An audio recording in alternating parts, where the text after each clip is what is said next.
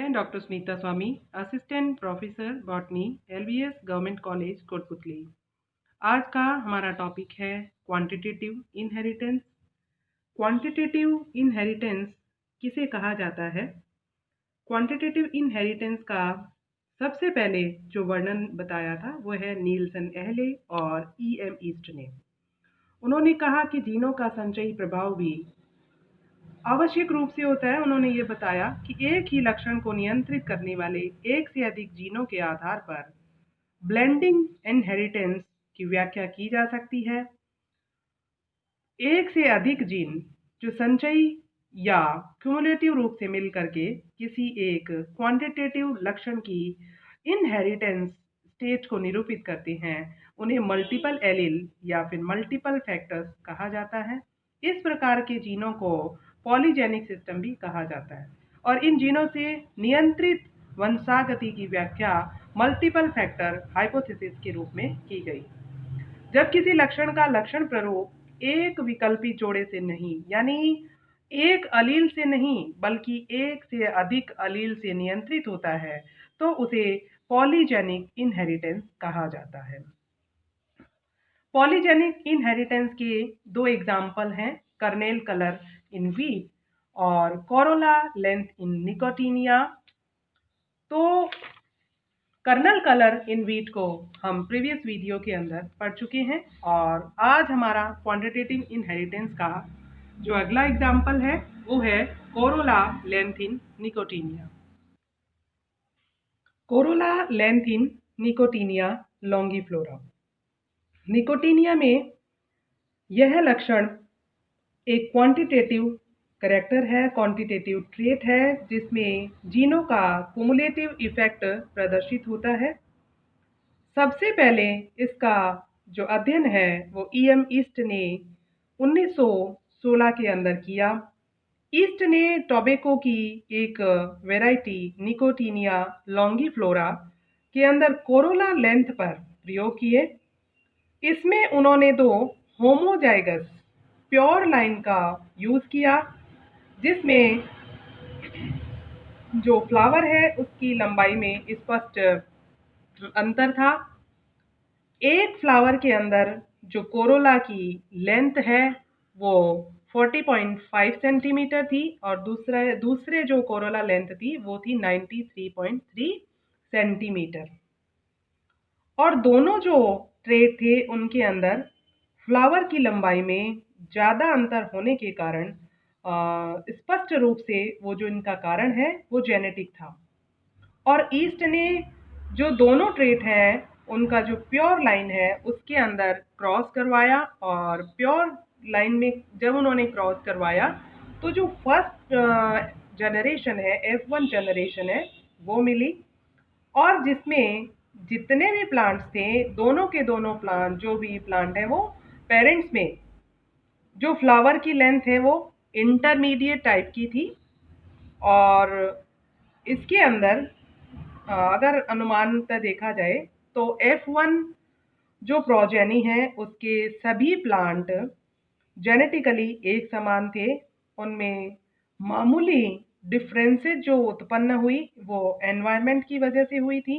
और जब F1 generation के अंदर सेल्फिंग कराई गई या सेल्फ क्रॉस कराया गया तो F2 जनरेशन मिली और उसके अंदर जो सदस्य थे वो फिनोटाइपिकली वेरिएंट थे, यानी उनके अंदर फिनोटाइपिकली वेरिएशन प्राप्त हुई। इस प्रकार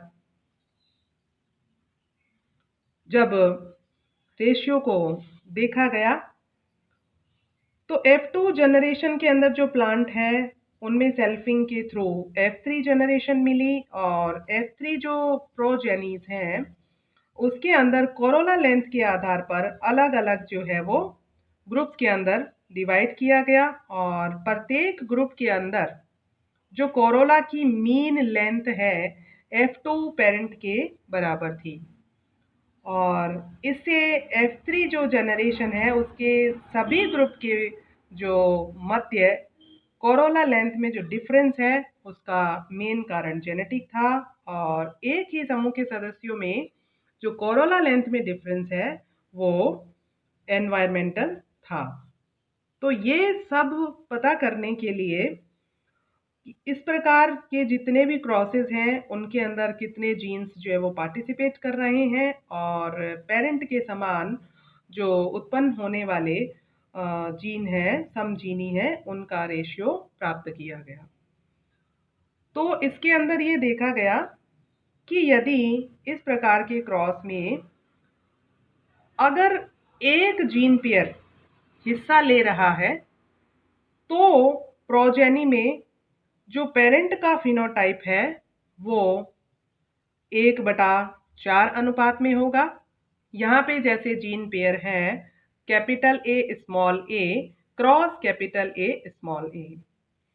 अब अगर यहाँ पर 2 जीन पेयर हिस्सा लें तो हमारे पास में 1/16, और यानी 2 जीन पेयर का मीनिंग हो गया कि जीनोटाइप है capital A small A capital B small B को अगर क्रॉस कराए तो कैपिटल ए कैपिटल बी और स्मॉल बी से जब हम क्रॉस कराते हैं तो हमें जो हिस्सा मिलेगा वो होगा 1/16।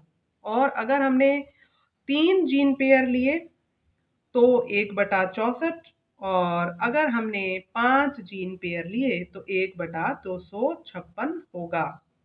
लेकिन ईस्ट ने क्या किया कि अपने प्रयोगों में 444 F2 प्लांट की एक पॉपुलेशन में एक भी प्लांट जिसकी फ्लावर लेंथ में पेरेंट प्लांट के समान उसे प्राप्त नहीं हुई, और इसलिए ऐसा माना गया कि टोबैको की इस वैरायटी के अंदर जो कोरोला लेंथ है उसकी वंशागति को 4 से भी अधिक जो जीन पेयर है वो कंट्रोल कर रहे हैं, और ये जीन समान कुमुलेटिव इफेक्ट कॉज करके और कोरोला की लेंथ को नियंत्रित करते हैं।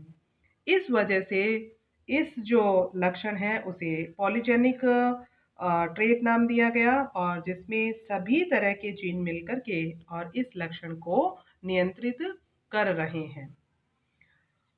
और इस बात से ये पता चला कि जो मल्टीपल फैक्टर है या फिर जो मल्टीपल जीन हाइपोथेसिस है उसकी यहाँ पर व्याख्या हो सकी। उसके अनुसार पौधों में किसी भी एक क्वांटिटेटिव कैरेक्टर या मात्रात्मक लक्षण को नियंत्रित करने के लिए एक से अधिक जीन उत्तरदायी होते हैं, और ये जीन अपने विसंयोजन के लिए स्वतंत्र रहते हैं। विसंयोजन यानी सेग्रीगेशन के लिए स्वतंत्र रहते हैं, लेकिन जो प्रोजेनी है उसके जो प्लांट्स हैं उनके लक्षण प्ररूप यानी फिनोटाइप पर कुमुलेटिव इफेक्ट जो है कॉज करते हैं।